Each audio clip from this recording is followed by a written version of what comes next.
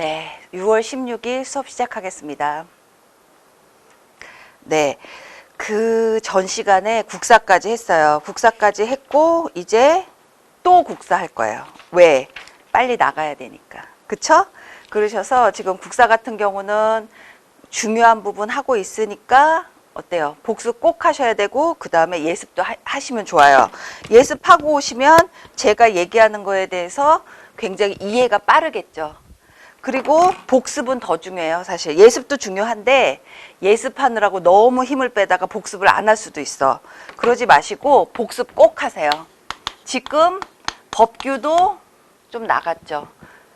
개론, 법규, 국사 나간 만큼 다 지금 외우셔야 돼요. 저번 시간에 고구려 장수학 얘기했어요. 광개토대학 얘기도 조금 했고 그 다음에 근초고학 얘기들.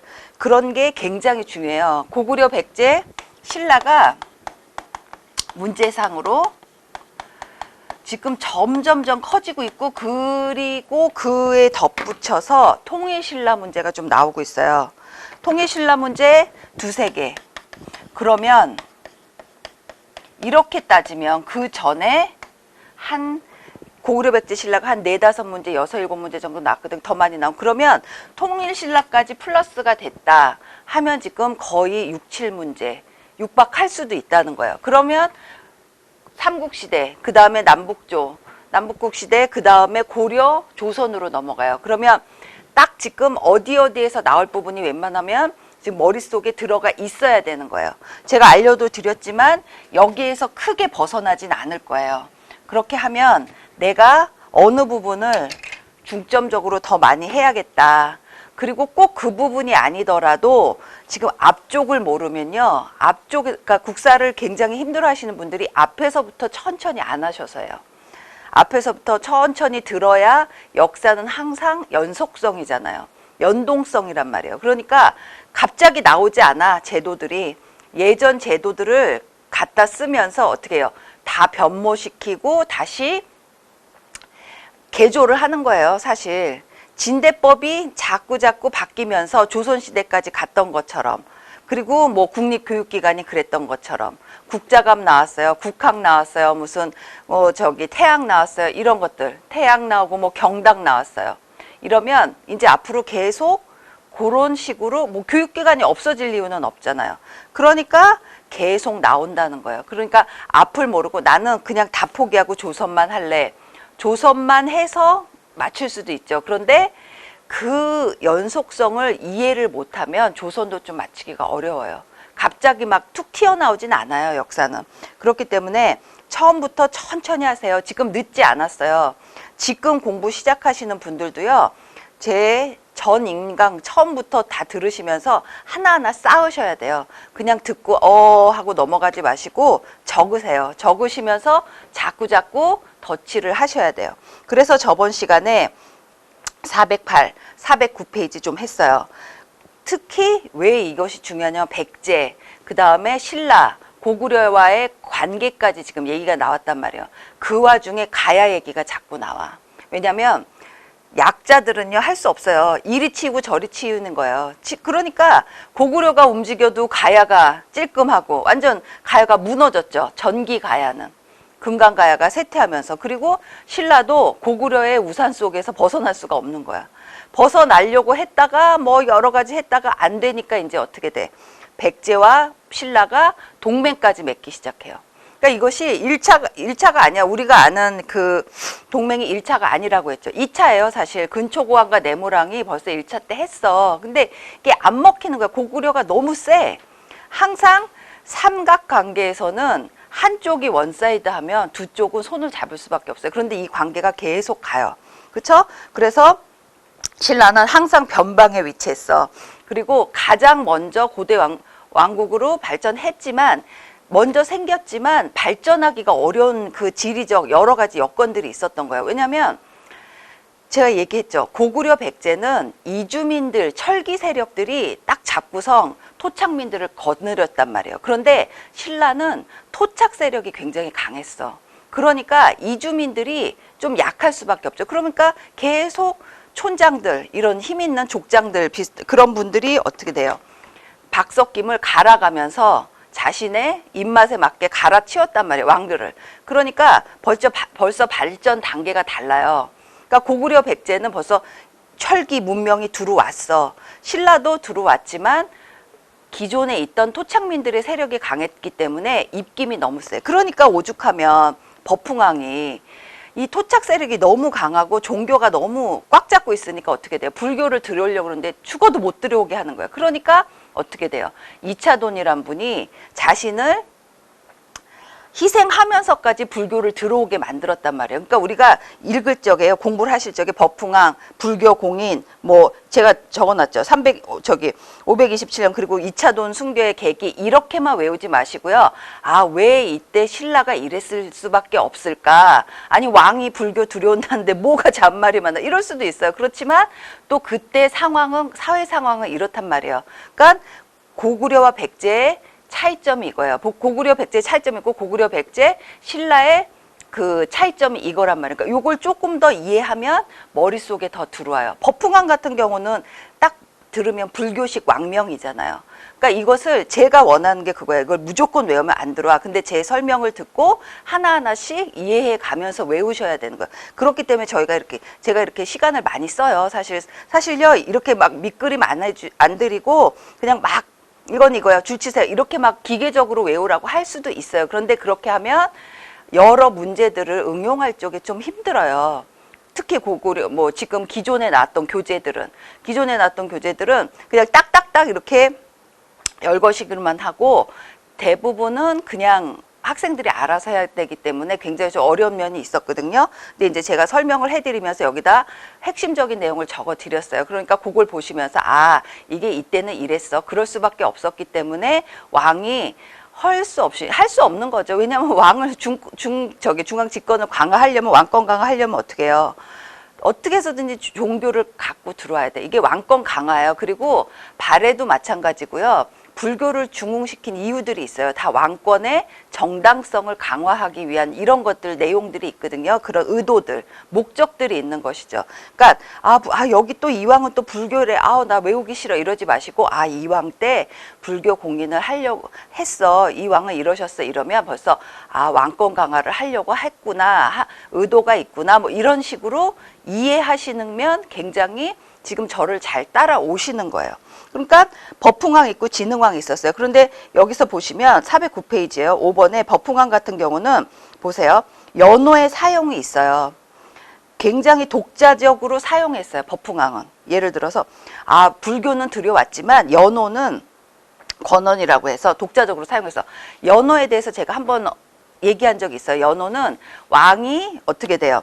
즉위할 적에도 연호를 만들기도 해요. 아니면 특별히 국가에 무슨 어떤 행사가 있다, 일이 있다, 경사가 있다 이럴 적에 특별히 그 기준으로 삼아서 그 이름을 붙이는 거예요. 그러니까 이때는 딱 독자적으로 사용하겠다. 버풍왕이 이렇게 만드셨어요. 이런 것도 문제에 여러분들이 놓치기 쉬운 문제들이 잘 나와요. 예를 들어서 딱딱딱 왕을 치우고 그 다음에 다음의 업적으로 맞는 옳은 왕에 대한 다음은 아래와 같은 왕은 다음과 같다. 업적인데 설명으로 옳지 않은 것을 아니면 이 왕은 누구인가 이렇게 나올 수도 있어요. 그러면 여러분 지금 다 아는 것 같잖아요. 버풍왕은 막 이랬어. 근데 제가 항상 얘기하는 거죠. 뒤로 한번 또 외워야 된다고.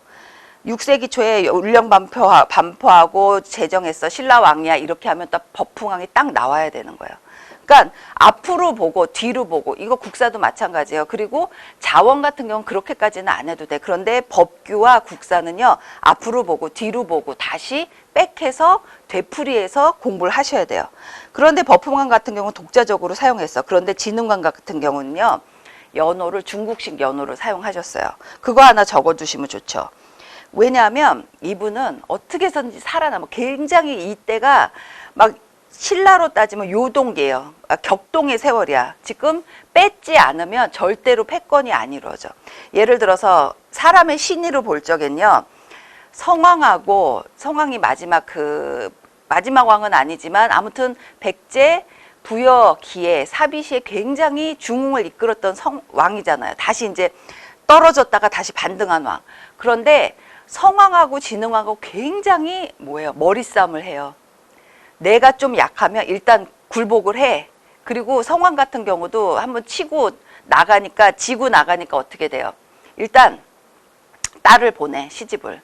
가장 손쉬운 게 그거였잖아. 참 이러면 안 되는데, 예전에는 혼인 동맹이 굉장히 그 어떤 국가 간의 무기였어요. 아, 우리 딸을 보냈으니, 우리 아들하고 결혼을 했으니 당장은 동맹을 맺자, 이렇게 된단 말이에요. 그래서 이제 이렇게 보면 다 혼인 동맹이라는 얘기가 나와요. 성왕도 마찬가지예요. 제가 적어놓진 않았지만 혼인 동맹을 통해서 일단 진흥왕한테 시집을 보냈어. 그리고 아, 그러면 안 치겠지 뭐 이러면서 하면서 자기가 쳐. 성왕께서 치신단 말이에요. 그러다가 역습으로 밤에 가시다가 역습을 당해서 백제가 사실 무너지기 시작한 게 성왕의 죽음으로죠.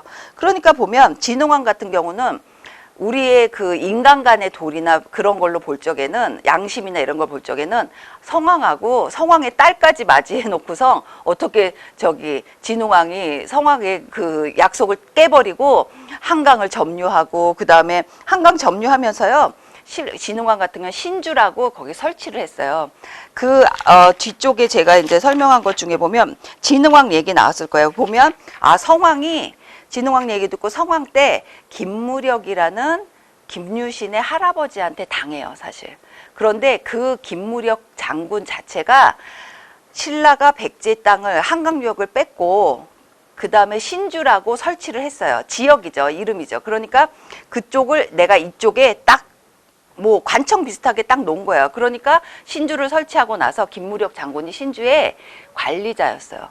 그러니까 이 사람들 보면, 이분들 보면 인간의 도리도 없이 어떻게 그냥 동맹을 그냥 하루아침에 깨트리고 부인까지 저 왕한테 받아놓고서 어떻게 뒤로 이렇게 칠 수가 있어. 근데 사실 우리는 지금 칠 수 있어 붕괴하는 수준이 아니고 이런 일들이 있고 이해를 하는 수준으로 가야 돼요. 그런데 인간의 도리로 볼 땐 그러면 안 되지. 하지만 국가 간에는요, 이때는요, 법도 없어요. 그냥 삼국이 힘 있으면 그냥 막말로 장땡이야. 그쵸? 힘 있으면 그냥 무력으로 그냥 점령하는 거예요. 그러니까 신라의 진흥왕으로 볼 적에 진흥왕이 맞아요. 왜냐하면 먼 그 거시적으로 볼 적에는 진흥왕이 이때 백제를 탈환을 하지 않고 점령을 하지 않았다면 절대로 신라는요, 살아남지 못했을 거예요. 그때 패권을 잡기 시작한 거야. 그러니까 사람은 기회가 있는 거죠. 그러니까 진흥왕 같은 경우는 이분이 왜 이렇게 어떤 주축돌이 있어요. 주축돌이 이렇게까지 개척을 하고 확장시키고 이럴 수 있는 어떤 근간이 나온단 말이에요. 그것이 화랑도고 여러 가지 제조들이 나와요. 그러니까 진흥왕 때 보면 보세요. 409페이지 맨 밑에 보면 화랑도 개편했어. 공인하고 화랑을 만들었단 말이에요. 그래서 나 화랑 얘기를 잘 모르겠다 하시는 분은 뭐 찾아보셔도 되고, 아니면 뭐 드라마를 보셔도, 제가 선덕여왕 얘기도 했잖아요. 가장 좀 드라마틱하면서도 좀 잘 살린 인물들을 나름대로 잘 살린 드라마였어요. 그러셔서 뭐 가끔 케이블에서도 해주고 지금도 하는 것 같더라고요. 화랑도 공인 나오고 대가여 정보, 그 다음에 국사 편찬하셨어요. 그러니까 이분은 이때 딱 패권을 잡지 않으면 신라는 도저히 위로 뚫고 갈 수가 없는 거야. 그쵸? 이해하셨죠? 그리고 기념비 나와요. 그래서 단양 적성비, 그 다음에 순수비들, 북한산비는 당연히 외우셔야 돼요. 우리 자원할 적에 또 나올 거예요. 그리고 뭐 창녕비, 창녕 아시잖아요. 경남. 그리고 황초령비, 마운영비는 위쪽에. 그죠? 함경도 쪽. 근데 왜 그렇게 비석을 세우려고 난리들이야? 왕들이. 그래서 가장 중요한 비 기억나시는 거 뭐 있어요? 중원 고구려비, 광개토 왕릉비, 그 다음에 진흥왕. 이 보면요, 다 불세출의 왕들이야. 그분들이 딱 이런 거죠. 척경비는 뭐예요? 여기 경계 우리가 점령했어. 순수비는 뭐예요? 순수 나오죠. 천자가 제외 지역을 직접 순회하면서 통치사항을 보고받는 의뢰. 내가 여기 가서 북한산도 마찬가지. 여기 찍었어. 내가 내 땅인데 여기 와서 얘들이 잘하고 있나, 우리 신하들이, 백성들이 잘 지내고 있나, 이것도 보시고 제사도 올리는 거예요. 왜냐면 지금도 그렇지만 예전에는 어딜 가든지 제사를 올렸어요. 하늘에. 대조영도, 심지어 발에 세우신 대조영도 하늘에 제사를 지내는 그림도 지금 남아 있어요. 그거 보면 비석이 단순히 그냥 돌덩이에다가 글자 적은 게 아니에요. 거기다가 뭐 나라법의 시행, 국가의 여러 통치 체제, 관료들 이름 뭐 이런 것들 관료들이 이땐 이런 사람들이 있어. 누구 어떤 관료들과 여기를 순시했다 이런 내용도 나오니까. 그러니까 보면 그 이제 진흥왕 순수비에서도 그런 내용이 나와요. 그래서 의미가 있는 거예요. 그 돌이 중요한 게 아니고 거기 쓰여져 있는 거. 앞으로 또 비석이 또 조금씩 나올 거예요. 그것도 얘기할 건데 그 비석은 많지 않아요. 그건 꼭 다 외우셔야 돼요. 왜냐면 이것이 글자가 중요한 거든. 글자 때 우리가 지금 아무것도 사실은 이런 글자나 기록이 없으면요. 이것이 옛날 건지도 몰라요. 사실 옛날 건데 이것이 그 누구에 의해서 전혀 모른단 말이에요. 지어졌는지 만들어졌는지 그건 다 기록이 나와야 돼. 처음 우리 공부할 적에 아슐리안형 도끼 세상에 한반도 아니면 동아시아에서는 주먹도끼 그런 형을 쓴 적이 없었어. 그래서 그 모비우스의 이론처럼 동아시아는 그런 도끼 형태의 나오지 않는 조금 아프리카나 뭐 유럽 쪽하고는 조금 문물이 다르고 좀 후진적인 의미도 있었어. 그랬는데 갑자기 전곡리에서 주먹도끼가 발견된 거예요. 그건 뭘 말해요? 뭐가 발견되면 돼 일단. 기록이 나오면요. 그거는 맞게 되는 거예요. 그러니까 지금도 보면 우리가 아무것도 몰라. 진흥왕이 어떻게 되는지 어떻게 알아요. 근데 비가 있단 말이야. 그러니까 국왕의 지방을 순시하면서 아니면 예전에는 이것도 많았었어요. 제가 책에는 안 넣었는데 댐도 많아요. 댐 건설할 적에요. 거기에 누구누구가 책임자인지 그런 것도 다 적어놔요. 그리고 날짜 뭐 이런 것도. 왜냐하면 책임 소재를 묻는 거예요. 그러니까 그래서 댐 같은 거 조성할 적에 왜냐면 예전에 얼마나 농업이 무조건 주축이었잖아요. 그러니까 물이 제일 중요해. 그럼 댐 그런 거 만들면서 거기에 참여한 사람들. 그래서 소재들 뭐 책임 소재를 묻는 거예요. 그래서 그 비석을 딱 마련을 해서 사람들이 잘 볼 수 있는 데 놓는 거예요. 예를 들어서 뭐 성벽 아니면 산성 그쵸? 댐 주위 이런 데다가 놓는단 말이에요. 그래서 왜 이렇게 자꾸 비석 얘기만 하지? 왜 이렇게 교수님은 비석 왜 사람들이 무슨 국사 같은 거 나 비석 너무 헷갈리고 미치겠다 이러시는 분들 있어요. 그런데 그렇게 하지 마시고 비석의 의미가 그것이에요. 그러니까 비석이 있기에 우리는 그때 어떤 일이 벌어졌는지 알 수 있어. 그리고 비석은요 아무나 못 만들잖아요. 어떤 왕이 오셔야 돼요, 사실. 누가 와서 개척을 해야지 되는 거야. 그리고 앞으로 또 왕이 아닌 분이 또 백제 한 분이 또 그런 굉장히 그 문제 많이 나오는 분도 있어요. 사택지적비라고 해서. 국립중앙박물관에 있어요. 거기 보시면 거기에 이때는 이랬구나. 그분이 적으신 게 있다면. 그래서 맨날 문제 나오는 거예요. 비가 그냥 돌이 아니에요. 의미가 있단 말이에요. 그쵸? 그리고 신라 왕호의 변천사 요거 먼저 하고 할게요. 신라 왕호의 변천사 보시면요. 거서관, 차차홍, 이사금, 마리간 이거는 한 3년 전, 3년 전쯤에 요 명칭 자체가 문제 나온 적이 있었어요. 그런데 꼭 문제 안 나오건 나오건 간에 이거는 무조건 기본이죠. 거서관은 이름 보세요. 의미가 귀인, 군장, 박혁거세요.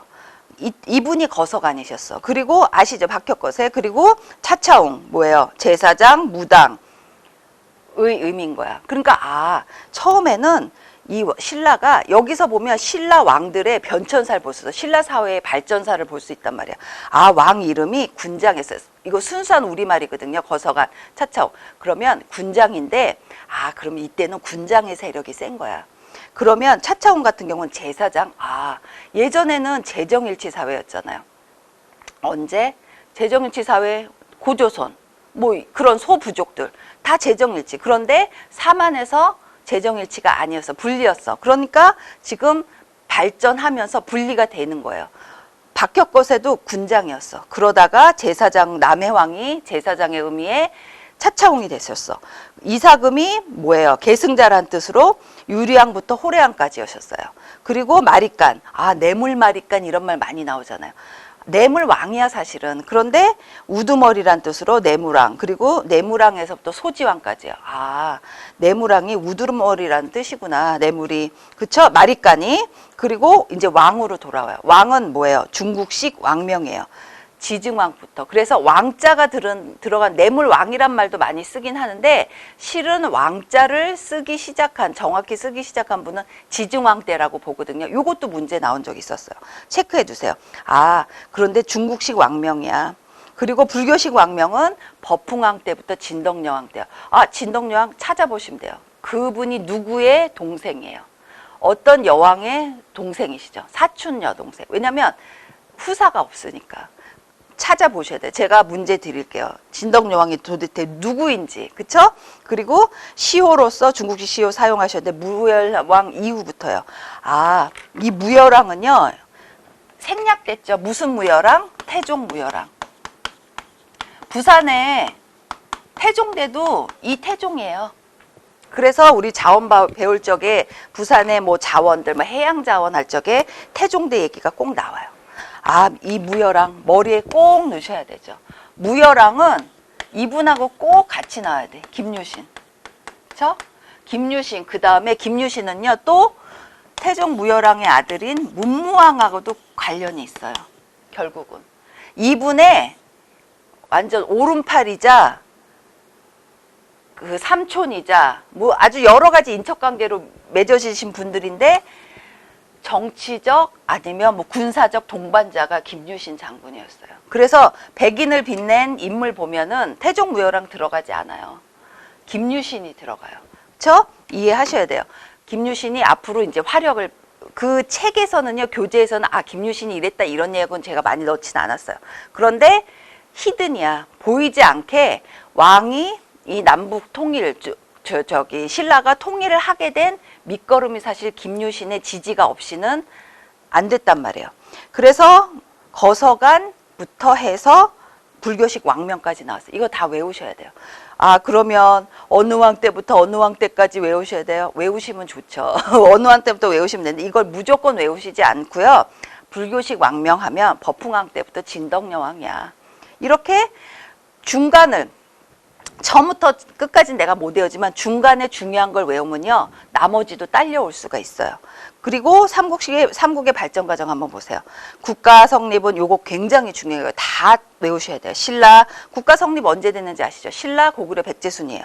그리고 초석기 나와요. 완성기. 제가 일부러 초석기하고 완성기까지 넣었어요. 왜냐면 완성기가 있으려면 초석기가 있어야 돼. 그런데 가끔 보면 뭐 여러 뭐 다른 선생님들 교재들 보면 초석기에 대해서 말씀을 잘 안 하세요. 근데 사실은요. 초석기 중앙 집권을 이루기 위한 기반의 틀 기반을 닦으신 분들이요. 태조왕하고 고이왕하고 내무왕이에요. 내무랑 막 그냥 고구려의 간섭에서 벗어나려고 진짜 몸부림치셨던 왕이시잖아요. 4세기 때. 그쵸? 이분 굉장히 중요해요. 아, 초석기 때는 이런 분들이 딱 깔아주시니까 이제 집권을 완성한 분들이 소수림왕이고 근초고왕이고 버풍왕이에요. 아, 이제 왕 그렇게 많지 않으셨었어요. 고구려 몇 분, 백제 몇 분, 신라 몇 분이셨어요. 그 분들을 딱딱 이제 머릿속에 툭 치면 나와야 돼요. 그리고 율령반포, 백제 고이왕이에요. 고이왕이 잘 눈에 띄지는 않지만 문제가 굉장히 자주 나와요. 그리고 왜냐면 이분이 일을 보면 굉장히 많이 하셨어. 뭐 관등 뭐 이분이 다 나와. 초기 뭐 기틀 잡고 무슨 초석기 이럴 적에는요. 무조건 고이왕이 딱딱 나온단 말이야. 그것은 이분이 딱 앞에 깔아주셨으니까 기반을 닦아 놓으셨으니까 이제 근초고왕이 힘을 발휘를 할 수 있단 말이에요. 만약에 이 왕이 없으셨으면요. 근초고왕도 그 일을 하셨어야 돼요. 그러면 그 일을 하시려면 딴 일을 또 못해.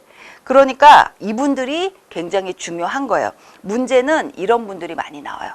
근초고왕은 너무 잘 알잖아 사람들이. 이분 위주로 외운단 말이에요. 그렇다고 그럼 근초고왕 안 외워도 돼요? 외우셔야죠. 그런데 그 앞에 왕들이 무엇을 했는지 그거 굉장히 중요해요. 왜냐면 그때 정말 막 그냥 법 없이 그냥 막 치고 받을 때란 말이야.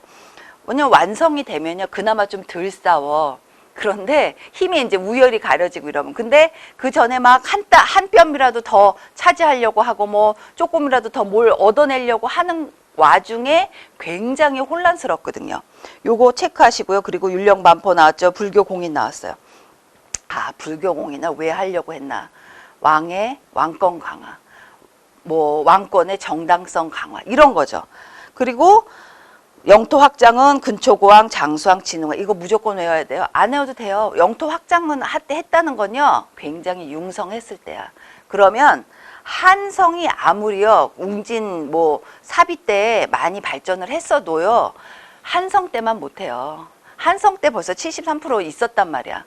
벌써 여기서 잔뼈가 굵은 사람들이 밑으로 내려가라 있으면 뭐 그 지방이 뭐 나쁘다는 소리가 아니고, 여기 있던 분들이 밑으로 내려가시면요, 아무래도 기가 꺾여요. 그리고 한강이라는 걸 뺏겼잖아. 그러니까 영토 확장했었던 근초고왕 때가 힘이 제일 셌어. 이분 맨날 뭐예요, 노량진 아니면 그 한강에서 군사 훈련 하셨다고 그랬잖아, 모래사장에서. 그렇죠? 그리고 장수왕이 있어요. 장수왕은 위로 갈 수 없었어. 더 이상 이제 밑으로 내려와. 근데 이분은 기억하시죠? 동아시아의 어른이셨어. 굉장히 연세도 많이 드시고 굉장히 정치적 능구렁이 뭐 이런 식으로 정치를 하셨던 분. 얼마나 지금 나는 막 7, 80대야. 90대 막 이렇게 되는데 어린왕들이 막 이렇게 보면 너무 귀엽지 귀엽지 않으시겠어요? 저 왕이 지금 저러고 있구나. 다 내가 예전에 하던 것들을 지금 하고 있구나. 이렇게 생각하실 수도 있단 말이에요. 그리고 진흥왕이 나왔어요. 진흥왕. 근데 또 진흥왕 같은 경우는, 그러니까 이걸 보면요, 혹시 장수왕 때 진흥왕이 태어났으면 어떻게 될까? 뭐 이런 거 있잖아. 근초고왕 뭐 이런 같이 같은 동시대를 사셨으면 얼마나 무슨 일이 벌어질까? 이런 생각도 가끔 해봐요. 그런데 만약에 이분들이 정말 대단한 분들이 딱 일렬로 동시대에서 태어났으면요, 제가 보기에는 근초고왕이나 뭐 진흥왕 이런 분들도 불세출의 영웅이 안 되셨을 것 같아. 왜냐면 이렇게 너무나 막강한 왕들은요, 태어날 수가 없어. 뭐든 다 같이 공존할 수가 없어. 이 왕이 세면요, 저 왕은 수그러들 수밖에 없단 말이에요. 그러니까 보면 4세기 때는 백제야, 5세기 때는 장수왕이야, 6세기 때 진흥왕이에요. 이분들이 동시대를 살지 않으셔서 이렇게 됐을지도 몰라요. 그러니까 운이 좋은 게, 만약에 고구려 때 진흥왕 같은 분이 고구려에 있었어, 6세기 때. 그러면 고구려가요, 멸망하지 않았겠죠. 고구려가 멸망한 단계가 이제 제가 설명해 드릴 거야. 그때 보면 막 혼란스러웠어. 막 서로 정권을 갖네 안 갖네, 서로 뭐 영대소문의 아들들은 싸우고 난리 나고 왕 막 옹립하고 이런단 말이야. 그때 진흥왕 같은 왕이 있었으면요, 고구려가 통일신라에 되지 못하게 됐을 거예요. 그러니까 이게 보면 다 연관이 돼 있어. 그렇죠? 한강 정류 보세요. 점류. 백제는 고이왕 때고, 고이왕 때부터 계속. 그리고 고구려는 장수왕, 그리고 진흥왕이야. 진흥왕이 여기 보면요, 특히 신라 보세요. 법흥왕하고 진흥왕 얘기가 엄청 많이 나와. 그러면 왕을 보시라. 고구려는 그나마 좀 여러 왕이야. 백제도 뭐 왔다 갔다 비슷한 왕이야. 그런데 특히나 신라 왕을 보면요, 여기에서 무슨 중앙집권 뭐 이렇게 저기 보시면요, 중앙집권, 율령반포, 불교공인, 영토확장, 한강 점유 보면요, 거의 다 법흥왕 아니면요 진흥왕밖에 없어요. 여러분이 이것을 캐치를 하셔야 되죠. 분명히 이때는 6세기 때, 진흥왕 6세기잖아. 법흥왕도 6세기야. 이때가 신라의 뭐예요? 완전 번영기야. 그러면 그 전에는 암흑기야, 사실. 그러니까 여러분이 항상 이렇게 나와요. 5, 6, 7세기에 무슨 일 벌어졌어? 이제 이렇게 나온다. 제가 그래서 교재에 적어놨어요. 이것은 문제에 가장 잘 나요. 왜냐하면 각각의 사건들, 인물들도 중요해. 그런데 세기별로 이때 무슨 일이 일어났었나, 이때 이런 유물들이 있었어, 이런 정치제도가 있었어, 이때 이런 사회제도가 있었어, 이런 것들이 굉장히 중요해요. 그러니까 이 중요한 흐름들을 알려면 각각 것도 중요하단 말이에요. 각각을 다 짜 맞추셔야 돼요. 그런 다음에 전체적인 흐름으로 놓으셔야 된단 말이에요. 여기 보면 공부를 좀 해본 분들은 딱 여기에 공통점들을 발견할 수 있어. 신라는 진흥왕, 법흥왕이야. 여기 보면 딱 고구려 같은 경우는 여러 왕들이, 몇 왕들이 나오지만 장수왕 때 좀 소수리왕 뭐 이런 분들, 그리고 백제는 뭐야, 고이왕, 자꾸 나오는 분들이 고이왕, 근초고왕 이분이야. 그러면 뒤쪽에는요 별로 없어요, 백제 같은 경우. 왜냐면 물론 성왕 이런 분들이 있었지만 벌써 한 푼 꺾였단 말이야. 그러니까 이해를 무조건 기계적으로 누구나 이렇게 하지 마시고요. 아, 이때는 이런 왕들이 있었어. 이렇게 흐름대, 의식의 흐름대로 가셔야 되는 거예요.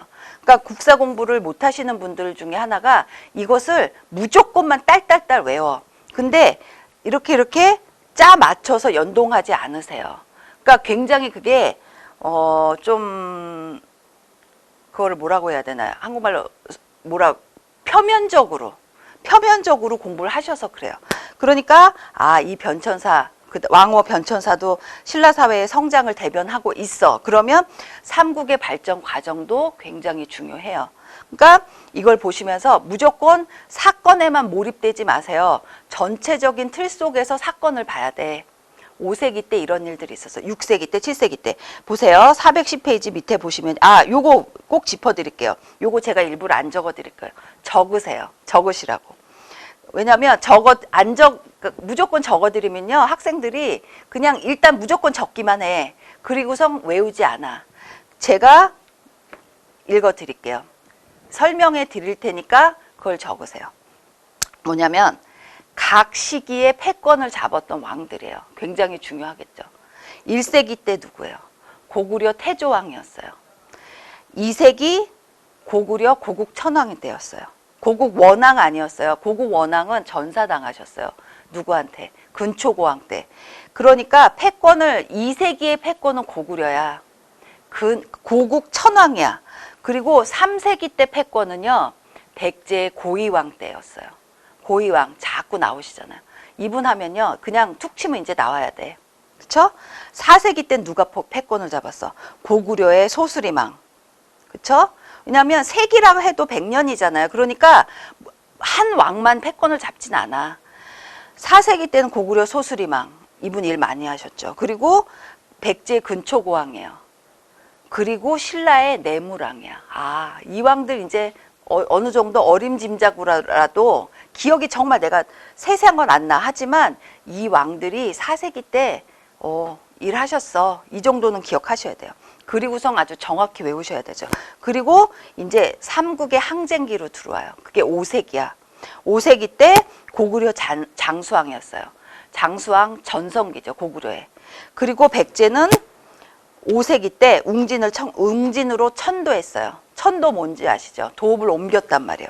그리고 백제는 그때 웅진을 천도를 하면서 막 신라와 동맹을 강화시켰어. 왜? 고구려가 쳐들어왔잖아. 우리 밑으로 밀렸단 말이야. 그러니까 어떻게 돼? 이제 신라하고 손 잡아야지. 그래서 혼인동맹, 나제동맹 이런 얘기가 나오는 거예요. 그렇죠? 그래서 5세기 때 장수왕, 백제는 웅진 천도했어요. 그리고 이제 6세기가 나와. 6세기 때 백제는 사비 천독이에요. 사비로 또 옮겼어. 성왕이 이제 보니까 공주에서 이제 사비로 옮기면서 좀 새 마인드를 갖고 싶은 거야. 새 마인드. 그리고 내려올 수밖에 없기도 했고요. 자꾸 팽창해서 오니까 내려오면서 어떻게 돼? 새 마인드로 남부여로 이름도 짓고 뭐 여러 가지. 사비 천도기가 6세기예요. 그래서 성왕 때 백제 중흥기예요. 그러면 신라 땐 신라는 6세기에 누구야? 법풍왕, 진흥왕 때였어. 완전 올라가고 있는 거죠. 그래서 1세기 때부터 6세기까지 지금 왔어요. 지금 6세기, 4세기, 5세기 가장 문제 많이 나오는 거 4, 5, 6, 7이에요. 7은 이제 완전히 죽고 살기로 나와. 지금 무슨 땅 요만큼 뺏고 이게 문제가 아니야. 이제는 너 죽고 나 살자 이 시츄에이션이 되는 거야. 그러니까 여러분이 공부하실 적에 세기 때, 몇 세기 때 이런 일들이 일어났어. 딱 이렇게 연표를 짓는 거죠. 그래서 제가 뒤쪽 교재 연표에도요, 주요 사항들을 좀 넣어놨어요. 그걸 참고하시면 돼요. 제가 뭐 이것까지, 연표까지 다 봐가면서 공부하면 시간도 많이 걸리죠. 그러니까 보시면서 연표를 같이 보세요. 이 연표 사실 안 만들어 드려도 되는데, 좀 공부에 조금 더 도움이 되시라고 뒤쪽에다 넣어놨으니까 계보, 연표 다 보셔야 돼요. 사실은 더 자세한 것도 개인적으로 갖고 있어요. 그런데 이제 그것까지 학생들이 다 보시기에는 조금 힘든 부분이 있어서 제가 중요한 것만 넣어놨어요. 삼국 간의 경쟁 보세요. 5세기 때 이제 북중국과 교류하여 여기 타이포 났어요. 플러스 60 지우시고 고구려가 주도했어요. 북중국과 중국 북쪽 고구려가 교류하면서 5세기 때 주도를 했어. 5세기 때 제가 얘기했잖아요. 장수왕. 그쵸? 그러셔서 광개토대왕의 정복 활동과 장수왕의 평양천도 및 남하 정책으로 만들어진 기념비가 뭐냔 말이야. 중원 고구려비란 말이야. 그럼 내 광개토대왕릉비도 모였어요. 제가 거기에 적혀 있는지도 말씀드린 적 있죠. 그런데 광개토대왕릉비는 척경비처럼 내가 이 지역을 점령해서 여기 딱 경계선 놓는 거 이런 의미가 아니고, 장수왕이 아버지인 광개토대왕의 업적을 기리고 여러 가지 고구려의 설화들, 또 탄생 고구려가 만들어진 배경들, 그 다음에 신라의 왜구를 격퇴했다. 아니면 또 뭐 있어요? 광개토대왕의 정복 활동들, 그리고 광개토대왕릉 을 지키는 수묘인들에 대한 내역들, 이런 것들이 나온단 말이에요. 그러니까 중원 고구려비와 광개토 대왕릉비는 조금 달라요, 의미가. 그렇죠? 그렇지만 장수왕이 만드셨어. 그럼 비를 만들었다는 거는 여기 흐름 이제 딱 센스가 있으셔야죠. 비 만든 왕들은 좀 뭘 하신 분들이야. 업적을 남기신 분들이야. 그러니까 이분이 너무 거세. 장수왕 이분 어른이시고 완전 능구렁에다 너무너무 정치도 잘하시고 정치적 수완이 너무 좋은 거야. 밀당도 잘하셔. 잘 지내 중국 조가. 그러다가 어쩔 적엔 또 치기도 하고 굉장히 정치적으로 뛰어나신 분이야.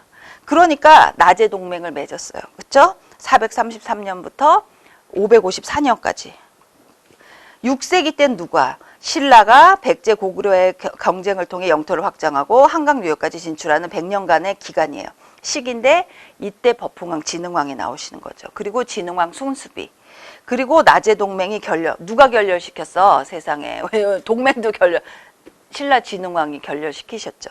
진흥왕이 참 뭐랄까, 정치적으로도 좀 센스 있고 수완이 좋으시지만, 그러니까 일단은 이분은 무사의 기질이 강하신 분이라 화랑도, 이런 밑에 조직들을 만들어서 그 귀족의 자제들, 이런 사람들이 나라에 충성하도록 시스템을 만드셨단 말이에요. 그러면 그 시스템을 만드셨다는 건 뭐예요? 굉장히 일단 머릿속에 이 나라가 어떻게 가야 될지에 대한 청사진을 갖고 계셨던 분이야. 우리가 지금 변방에서 힘도 없고 진짜 이제 누구하고 동맹 맺지 않으면 이거 살 수도 없었던 나라였는데, 이제는 어떻게 돼? 다 죽기 아니면 살기에 문제점이 이제 부각이 되는 거야. 진흥왕 때 청사진이 나왔고요. 그 다음에 몇 대 거치면서 무열왕 때는 어떻게 해서든지 살아남아야 할 상황이 벌어져요. 이제 설명하겠죠. 그래서 이제 이렇게 되고 7세기는 신라가 수나라 당나라와 교류하여 백제 고구려를 물리치고 삼국 통일까지의 시기야. 7세기 땐 이래 굵직굵직하게 지금 5, 6, 7이 나왔어요. 그 와중에 중간에 이제 사건들, 인물들의 발전사, 그 다음에 인물들이 어떻게 지금 경쟁을 벌였는지. 사실 이게 무조건 이 고구려 백제 신라는요, 경쟁 사회예요. 고려 때도 물론 경쟁 사회죠. 근데 고려 때는 앞으로 이제 공부하시겠지만, 고려는 경쟁이라기보다는 귀족들이 세를 합쳐서 외세와의 침략을 어떻게 막아내느냐, 누가 막았는데 이것에 문제가 이제 발생을 하거든요. 그런데 고구려 백제 신라는 경쟁이야. 제가 나하고 손잡았어. 저 나라가 손잡았는데 저 나라를, 그러면 손잡았기 때문에 우리는 죽을 때까지 가야 돼? 그건 아니야.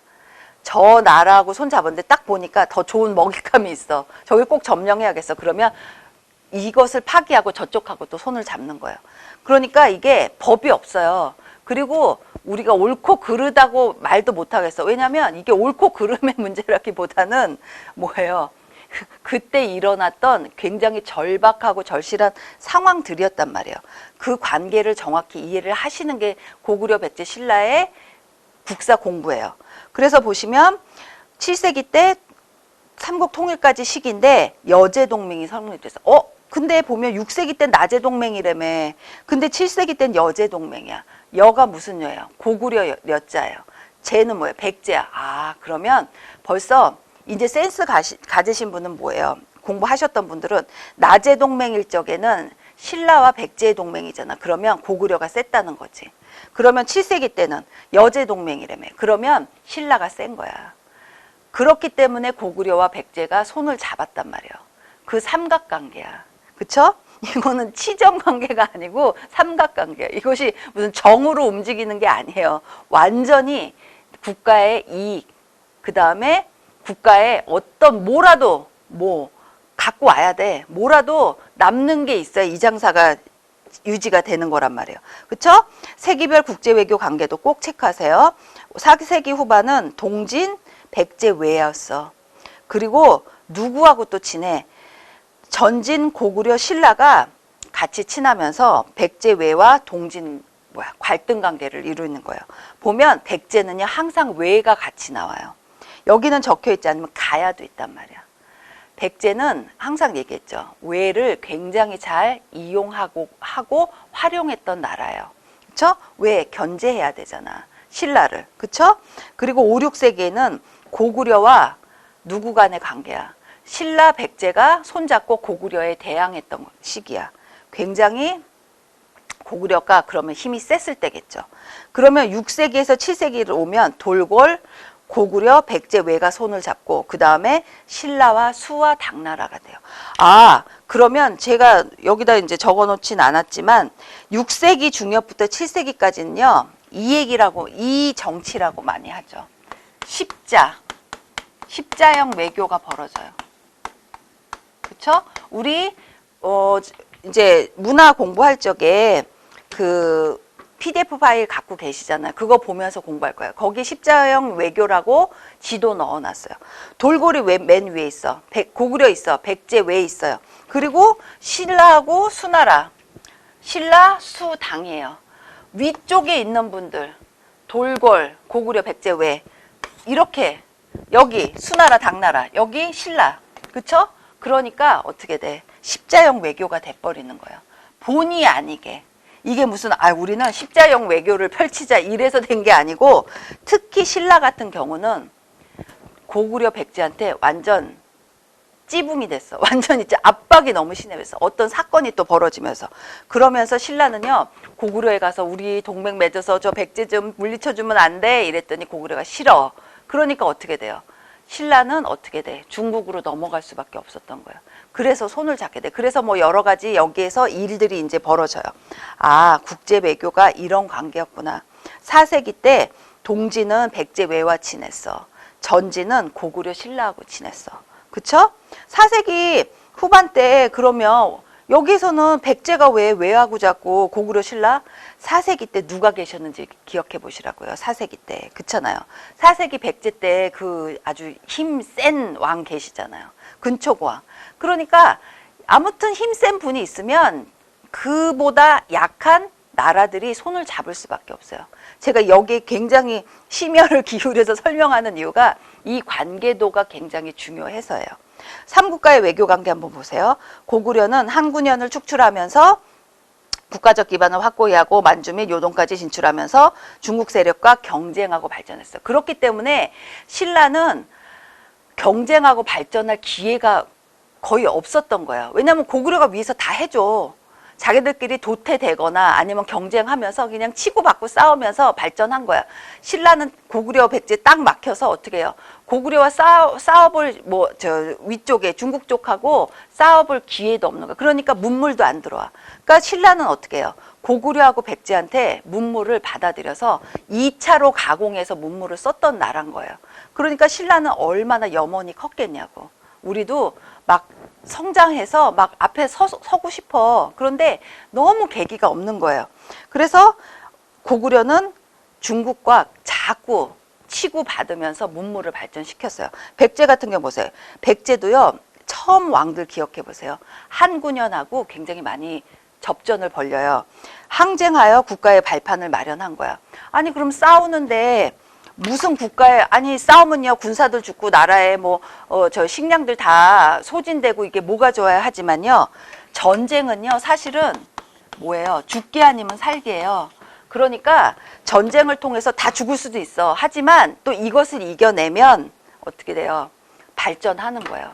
전쟁을 통해서. 그래서 보면 앞으로 이제 나올 거예요. 연개소문도 그렇고 각 왕들이 보면 일본도 맞지. 왜 뭐 일본 열도 이런 거기에 패권자들도 마찬가지인데 아우 내가 왕권이 좀 약해. 아 이것들이 밑에서 그냥 내 말을 너무 안 들어. 이러면 어떻게 돼? 전쟁을 일으키기도 해요. 왜? 전쟁을 일으키면요. 딱 자기 밑으로 딱 줄을 서. 군대를 딱 징집시키면서 어떻게 돼요? 줄을 서게 하면 내 밑으로 일어나가 돼버리는 거야. 그렇기 때문에 전쟁이 무조건 정치가들한테는 나쁜 것은 아니었어요. 왜냐하면 나쁘기보다는 자신들이 살아남기 위한 하나의 수단인 경우도 많았었죠. 그러니까 고구려도 마찬가지야. 계속 전쟁하면서 도태된 건 도태시키고 살아남은 거야. 그러니까 사람들이 얼마나 강하겠어요. 백제도 마찬가지예요. 근초고왕 때 한군영과 백제도 항쟁했죠. 그리고 근초고왕 때 요소 산동지방까지 진출하고 웅진 천도 후 중국 남자와 활발한 교류, 외교적 교류를 수립해서 외화 교류하면서 규슈 지방까지 진출했어요. 그래서 외에 가장 영향을 많이 미치고 외에 국가 건설에 영향을 많이 미친 나라 하면 백제예요. 그리고 삼국항쟁의 외를 아주 적절하게 이용했어요. 한번 기억해 보세요. 신라 내무랑 때 노객을 왜구가 쳐들어오니까 노객을 자처하면서 광개토대왕한테 그러니까 몸을 낮추면서 광개토대왕한테 제발 우리 좀 원군 좀 보내주세요 이랬다고 했잖아요. 그 뒤에는요 왜구만 나왔지만 실은 백제도 있었다고 제가 얘기했죠. 백제, 수군 뭐 이런 사람들 가야도 있었어. 그러니까 백제가 이렇게 자꾸 부추기기도 하고 어떻게 우리가 앞에 전면에 나서서는 실수는 없을 경우도 있잖아요. 그럼 어떻게 돼? 외도 이용을 한 거예요. 그래서 견제를 한 거죠.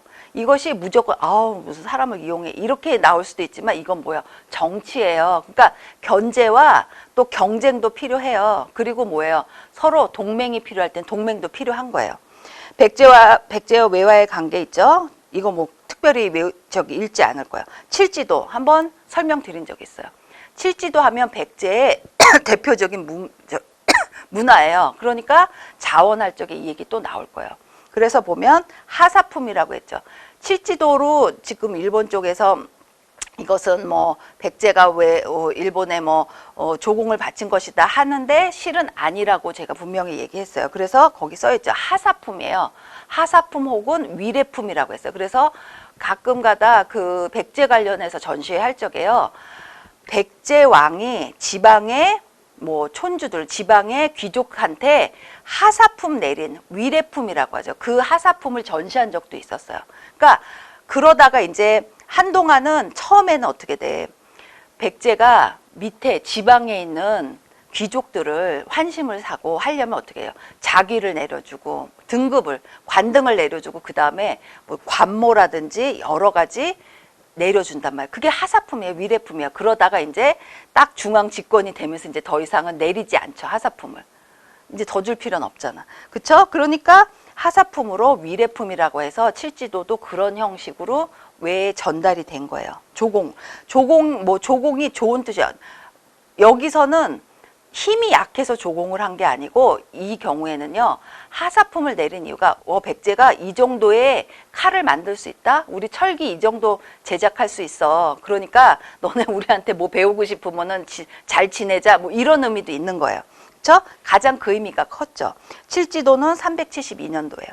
그리고 신라는 고구려를 통해 중국 북조의 문물을 수용하고 백제를 통해 중국과 교류하였으며 한강 유역을 점령한 후 당성이라고도 하죠. 저쪽 어디? 화성 쪽. 그래서 황해를 통해 중국과 교류했어요. 이게 굉장히 중요한 거예요. 신라는 여기 보면요. 신라는 뭘 싸웠다는 얘기가 하나도 없지 않아요? 많지 않아. 그리고 거의 다 문물 받아들인 얘기밖에 없어. 고구려 백제는 한군영과 막 항쟁하면서 막 커나갔다 성장했다 이런 얘기가 나오는데 신라는요.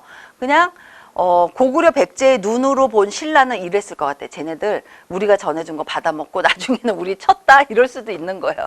그런데 또 우린 또 역사를 볼 적에 이러이럴 적에는 이런 상황들이 벌어졌어. 이 정도에서 이제 이해를 하시면 좋죠. 다음 페이지 고구려와 수당과의 전쟁이 나와요. 그렇게 해서 그러면은 문화는 어디 있고 경제는 어디 있어? 이제 앞으로 나올 건데 정치 얘기부터 하는 거예요. 그렇게 해서 이렇게 4, 5, 6세기를 넘어왔어.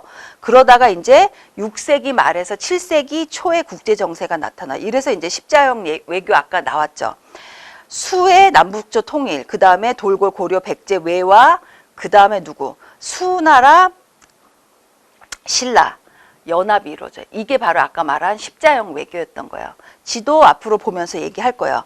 아, 신라는 그럼 이상하다. 고구려 백제가 힘을 합쳤으면 신라는 그렇지 않아도 그 지역에 있는데, 그 후미진 지역에 있는데 이렇게 했으면 무슨 사단이 나기 시작한 거 아니에요? 왜냐면 한쪽이 끝내 수나라와 연합했다는 거, 이건 중국 세력을 손을 잡았다는 얘기잖아. 그러면 신라는요 정말 갈 때까지 간 거예요.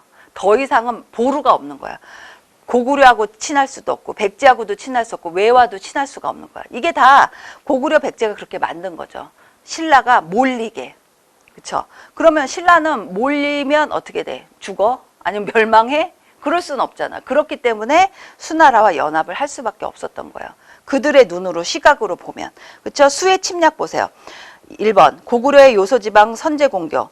그러면 왜 고구려가 왜 요소지방을 먼저 선제고 수나라를 왜 먼저 공격을 했대? 이유가 있어요. 598년에 영량왕이요. 이 영량왕은요 왕으로서는 많이 알려지지 않았는데 이분이 그 바보 온달 있죠. 온달 장군의 그 장인이세요. 영량왕이. 그러니까 나중에 이제 온달 장군으로 임명해서 이제 잘 쓰임새를 썼죠. 보면 온달 장군 얘기는 이제 나중에 나올 거예요. 그러면 영량왕이 양주를 공격해서 왜? 수나라가 고구려한테 군신관계를 강요했거든요. 그래서 반발해서 먼저 요서를 공격한 거예요. 요서란 건 뭔지 아시죠? 요동, 요서, 요하강의 서쪽. 요동은 요하강의 동쪽이에요. 그러니까 어떻게 돼? 수문제가 어떻게 돼? 문제가 먼저예요. 수문제의 아들이 수양제인 거예요. 요거 굉장히 헷갈리시죠? 요거 때문에 문제 많이 나와요. 수문제, 수양제, 언제? 누가 1차로 쳐들어왔어? 누가 2차로 쳐들어왔어? 이런 것들. 그렇죠? 그러면 수문제는 598년에 1차로 쳐들어왔어. 그 다음에 양제는 612년에 2차 침략이야. 100만을 끌고 오셨어요.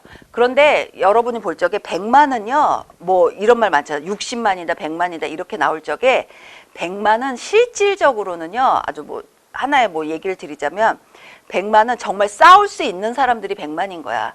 사실요, 그러면 100만이 먹고 뭐 자고 이런 거 있잖아요. 이런 건 보급부대가 또 뒤에 있단 말이야. 그렇게 따지면요, 거의 보급부대 몇십만이 또 따라와요. 그리고 뭐 또 무슨 별동대 있어. 기동대 먼저 선발대 있단 말이야. 그래서 보통 양제 때는 뭐 100 몇십만 얘기도 많이 해요.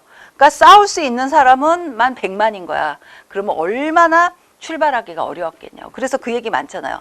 출발하는데 몇 시간이 아니야. 이거 몇십일 걸렸어. 2달 걸리고 그다음에 군대로 따지면 이런 비교도 있어요. 군대로 따지면 서울에서 부산까지 길이다. 뭐 이런 얘기도 있거든요. 그만큼 많이 쳐들어왔어. 그래서 여러분한테 중요한 건요. 꼭 기억하셔야 될 게 문제가 먼저야. 수양제가 후야. 2차야. 그리고 기간 꼭 기억하셔야 돼. 598년, 그 다음에 612년. 그러면 그 유명한 살수대첩은 언제냔 말이야. 양제 때죠. 612년에 청천강이 살수가 청천강이에요. 그래서 고구려 무슨 박물관이나 이런 데 갈 때 보면요. 항상 살수대첩에 대한 설명이 나와 있어요. 그리고 뭐 그 다음에 또 앞으로 나올 안시성 전투. 이 얘기가 꼭 나오거든요. 그것은 고구려의 가장 대표적인 전투라서예요. 여기 보면 살수대첩은 청천강에서 612년에 고구려의 결정적 승리를 이끌었어요. 1차 때 안 됐으니까 2차 때 왔겠지. 그렇지 않아요? 1차 때 수 문제가 안 됐어. 그래서 2차 때 수양제가 아들이 쳐들어온 거예요. 결정적 승리 보면 요거 문제 나왔던 거니까 체크하세요. 을지문덕 장군의 활약이에요. 그래서 고구려의 평양성을 공격했을 적에 을지문덕이 패주, 나 적장에 들어가갖고 나 졌어. 그러니까 우리 그냥 싸우지 말자. 이렇게 패주를 가장해서 난 장군이니까 가장해서 그쪽을 아주 마음을 놓게 한 다음에 쳤단 말이에요.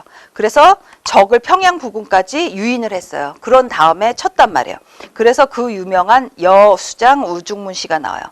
요거 문제에 나왔었던 거니까 흘려 듣지 마시고요. 꼭 체크해 두세요. 여수장 우중문 시는 수나라 장군의 어리섬을 지적한 하나의 글이에요. 그래서 신묘한 계책은 천문을 꿰뚫어 볼 만하고 오묘한 연술은 당의 이치를 다 알았도다. 전쟁에서 이겨 공이 이미 높으니 만족함을 알고 그만두기를 바라노라. 이게 문제에 나왔었어요. 그쵸? 이걸 은지문덕이 보서 이거 뭐야? 꼬집는 거야. 그 우중문이라는 사람을 사실 이렇게 화나게 한 거죠. 어찌 보면. 그쵸? 어리석음 지적하면서 사실 조롱 비슷하게. 그래서 어떻게 돼요? 쫓아오는 수나라 군대를 어떻게 돼요? 을지문덕 장군이 전멸을 시켜요. 그런데 100만을 전멸시킨 게 아니고요. 30만 별동부대가 따로 왔거든요. 평양을 치려고 그 왕이 돌아가는 그 청천강 쪽에서 완전 몰살을 시켜요. 근데 이제 그 부분에 대해서는 우리가 청천강에서 무슨 댐을 막아놨던 거를 물을 탁 해갖고 뭐 이렇게 했다 하는데 사실 그거에 대한 그 여러 가지 얘기들이 많이 있어요. 그러니까 그것은 그때 댐을 어떻게 만들어서 뭐 그렇게 큰 댐을 어떻게 만드냐 뭐 이런 얘기도 있고 하거든요. 근데 뭐 우리가 그것이 있고 없고가 지금 중요한 게 아니야. 청천강에서 살수대첩이 일어났고 30만 별동 부대가 을지문덕 장군에 의해서 어떻게 돼요? 사실 몰살이나 마찬가지예요. 물에 잠겼으니까. 그런데 보면 살아남은 사람이 2,700명 정도밖에 없었어요. 그러니까 고구려 전투사에 굉장히 한 획을 그은 전투예요. 그렇기 때문에 살수대첩이 굉장히 많이 나오는 거예요. 그리고 대규모 이런 다음에 완전히 그냥 이렇게 많은 100만은 그럼 100만 군대만 100만이야. 무슨 뭐 보급부대 뭐 식량 이런 것들 챙기는 사람까지 하면 거의 막 160만 막 200만에 가까운 사람들이 다 몰살을 당한 거야.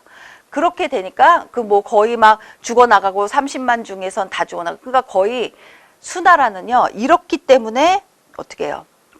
무리한 고구려 원정으로 사실은 빨리 무너졌어요. 그래서 3번 보시면 대규모 토목공사와 2번의 무리한 고구려 원정으로 원정 실패로 결국은 돌고래 침략을 받아서 어떻게 돼요? 무너진 거예요. 왕조 자체가. 그러니까 굉장히 시기가 적어요. 짧아요. 수나라는. 그러니까 돌고래 위에 있다가 딱 보니까 수나라가 고구려 갔다 와갖고 다 빈사지경인 거야. 그러니까 친 거죠.